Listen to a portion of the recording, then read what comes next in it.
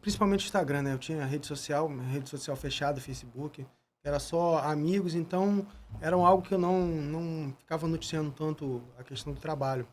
E pela essência da minha função em si, tinha muito essa barreira de, pô, você vai ser o cara que vai trabalhar, vai trabalhar, vai trabalhar e não vai mostrar o quanto você está trabalhando. Cara, em determinado momento eu vi que é, com as redes sociais, com essa questão da divulgação das informações, o quanto era importante, não vou falar assim, para mim, ó, o Tenente Coelho na época, o Capitão Coelho, mas o quanto era importante a gente divulgar um bom serviço. O quanto a sociedade ela recepcionava bem. Porque se você faz um trabalho, você esconde aquele trabalho, se ninguém viu, ah, pô, cara, você se sente com aquele negócio, eu fiz o trabalho. Mas o cara que não viu, ele vai te cobrar por aquele. Vai Sim. te cobrar de uma forma diferente e Porque ele falar, não pô, sabe. eles não estão trabalhando nada. E isso foi até um comandante meu que falava assim, falava da galinha, que a galinha. Por que a galinha aparece mais porque a galinha cacareja quando coloca o ovo. Então ela faz a propaganda. Ele sempre falava isso comigo, eu sempre fui muito resistente, eu falava, não, cara, eu sou, cara, raiz, não vou ficar postando nenhum tipo de ocorrência. Até, porra, em um determinado momento que eu vi que tinha essa necessidade, que, na verdade, a nossa realidade é outra, quem tem que realmente ver que além de eu ter essa sensação de dever cumprido, o meu trabalho ele tem que ter o reflexo dentro da minha unidade, para o meu comandante, para a polícia militar como um todo, e a sociedade também pode ver o meu trabalho. Ah, porra, é o trabalho do Capitão Coelho? Não, é o trabalho da Polícia Militar. Às vezes você pega um personagem icônico e você olha para ele ali, mas na verdade é a Polícia Militar como um todo. Então, outras pessoas como ele estão trabalhando. Então a sociedade começa a enxergar uma outra forma da Polícia Militar, uma outra parte, uma outra característica, uma outra face. Pô, no início eu comecei postando muita só foto, só selfie. Ah, pô, a gente acabava de fazer uma ocorrência, eu postava uma selfie, uma ocorrência, e aí, só que foi tomando outra proporção, aí eu comecei a tomar um caminho um pouco diferente, que foi como você falou. Eu comecei até a enxergar em outras redes sociais algumas experiências que alguém transmitia sobre alguns casos e, de repente, tentar agregar algum tipo de conhecimento naquilo. Pô, seja numa ocorrência de repente, um enfrentamento em que você possa passar o porquê daquele enfrentamento, em um breve relato você consegue contar um histórico do que é a realidade, por exemplo, do Rio de Janeiro. Eu gosto muito disso, questão da guerra irregular, o que acontece na guerra irregular, como isso realmente se aproxima do que é a nossa realidade, ou seja, até às vezes num lado motivacional, que eu também coloco muito. Eu normalmente as minhas postagens são divididas de 4 formas. O lado motivacional, onde eu conto um pouco do que é a minha história, do como isso aconteceu tudo na minha vida, e eu tento transmitir alguma mensagem interessante, que eu sei que eu posso agregar aquilo na vida de alguém.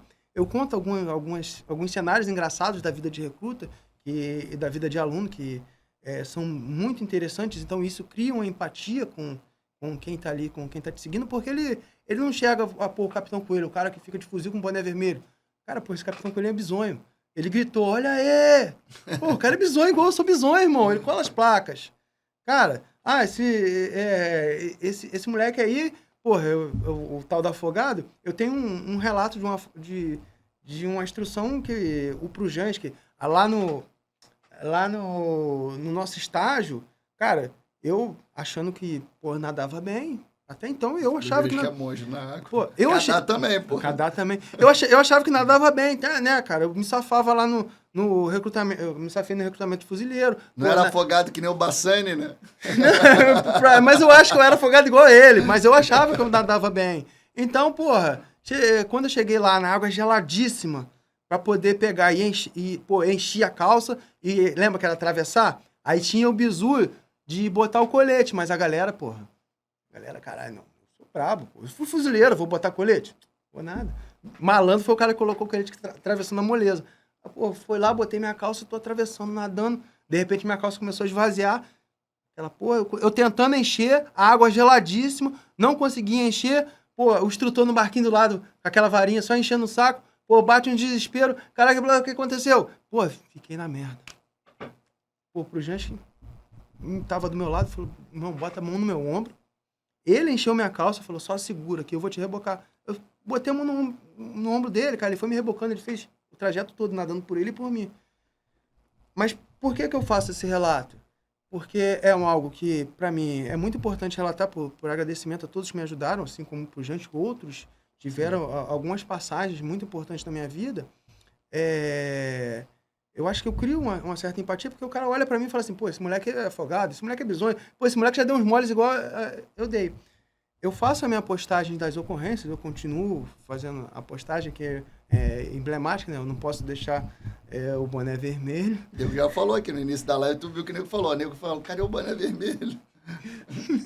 Tu não viesse com esse boné, tu ia ter que ir lá e buscar, parceiro. Eu ia ter que...